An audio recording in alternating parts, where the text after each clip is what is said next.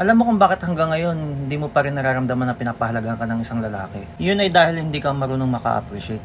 Hindi mo kayang ipakita na natutuwa ka, nagiging masaya ka kapag naibibigay niya sa'yo yung gusto mo. Yung words of affirmation, di ba hindi mo masyadong na-appreciate yun kapag sinasabihan ka maganda ka, sexy ka, pumuti ka.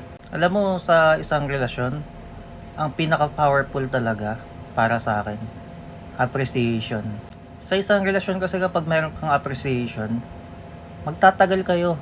Kapag na-appreciate mo kasi yung isang bagay na ginagawa ng isang lalaki, hindi yan magsasawa sa'yo mag-effort. Gumawa ng effort para sa inyong dalawa. Alam mo ba yung effort ng isang lalaki kapag gumagawa siya ng ikakatuwa or ikakasaya ng partner nila? Nature na namin yan na mag-effort para sa babae.